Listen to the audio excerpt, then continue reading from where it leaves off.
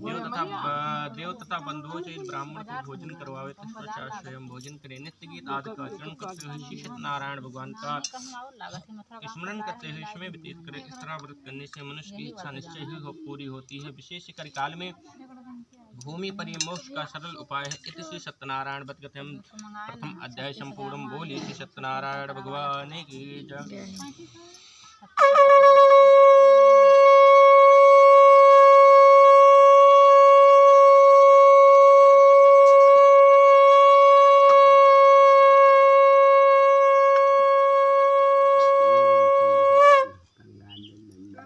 चलिए द्वितीय अध्याय प्रारंभ होता है। शोध जी परीक्षित को कथा सुनाते हैं। कहते हैं परीक्षित, हे ऋषियों, जिसने पहले समय में इस व्रत को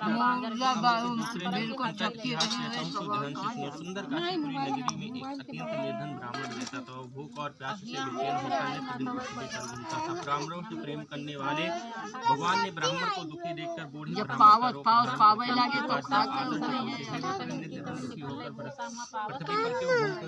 ब्राह्मण सुनना चाहता हूँ। ब्राह्मण बोला, मैं निर्धन ब्राह्मण और भिक्षा के लिए पृथ्वी पर फिरता हूँ। हे भगवान, यदि आप इसका उपाय जानते हैं तो कृपया कर कहो। वृद्ध ब्राह्मण बोला, श्री सत्यनारायण भगवान मानसिक फल देने वाले इसलिए है ब्राह्मण तो उनका पूजन कर, जिसके करने से मनुष्य सब दुखों से मुक्त होता है।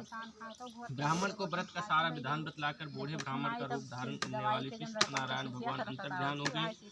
जिस व्रत को वृद्ध ब्राह्मण ने बतलाया मैं उसे करूंगा। यह निश्चय करने पर उसे रात में नींद भी नहीं आई। सवेरे उठा श्री सत्यनारायण भगवान के व्रत का निश्चय कर भिक्षा के लिए चला। उसको भिक्षा में बहुत सा धन मिला, जिससे उसने अपने बंधु बांधवों के साथ श्री सत्यनारायण भगवान का व्रत किया। इसके करने से वह ब्राह्मण अनेक प्रकार की संपत्तियों से युक्त हुआ। उस समय से वह ब्राह्मण हर मास व्रत करने लगा। चुप रहो, कथा सुन लियो तो भले लगे बतवा लियो। सब दुखों से छूट जाएगा। इस तरह नारद जी से नारायण का कहा हुआ व्रत मैंने तुमसे कहा है। विप्रो, अब मैं और क्या कहूँ। ऋषि बोले, हे मुनीश्वर, संसार में इस ब्राह्मण से सुनकर किसने इस व्रत को किया है वह सब हम सुनना चाहते हैं। इसके लिए हमारे मन में श्रद्धा है। श्रुत जी बोले, ऋषियों, जिसने इस व्रत को किया है वह सब सुनो। एक समय एक ब्राह्मण धन और ऐश्वर्य के अनुसार अपने बंधु बांधवों के साथ व्रत करने को तैयार हुआ। उसी समय वहां एक लकड़ी बेचने वाला बूढ़ा आदमी आया और बाहर लकड़ियों को रखकर ब्राह्मण के मकान में गया। प्यास से दुखी लकड़हारी ने उनको व्रत करते देखकर ब्राह्मण को नमस्कार करके कहने लगा कि यह आप क्या कर रहे हैं, इसके करने से क्या फल मिलता है, कृपया कर मुझसे कहो। ब्राह्मण ने कहा, सब मनोकामनाओं को पूरा करने वाला ये सत्यनारायण भगवान का व्रत है। इसकी कृपा से यहाँ धन आज की वृद्धि हुई। ब्राह्मण के बारे में बहुत प्रसन्न हुआ। उपचार ग्रहण करने के बाद लकड़हारे ने अपने मन में इस प्रकार संकल्प किया कि आज नगर में लकड़ी बेचने से जो भी धनराशि प्राप्त होगी उसी से मैं सत्यदेव का उत्तम व्रत करूंगा। यह विचार कर संकल्प किया कि आज नगर में लकड़ी बेचने से जो भी धनराशि प्राप्त होगा उसी से मैं सत्यदेव का उत्तम व्रत करूंगा।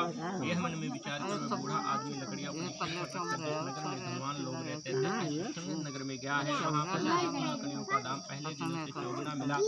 तो वह बूढ़ा लकड़हारा दाम ले और अति प्रसन्न होकर पक्के खोले के केले, दूध, दही, घी और गेहूं का आटा इत्यादि श्री सत्यनारायण भगवान के व्रत की कुल सामग्रियों को लेकर हो गया है। तो उसने भाइयों को बुलाकर श्रद्धे के साथ भगवान का पूजन एवं व्रत किया। उस व्रत के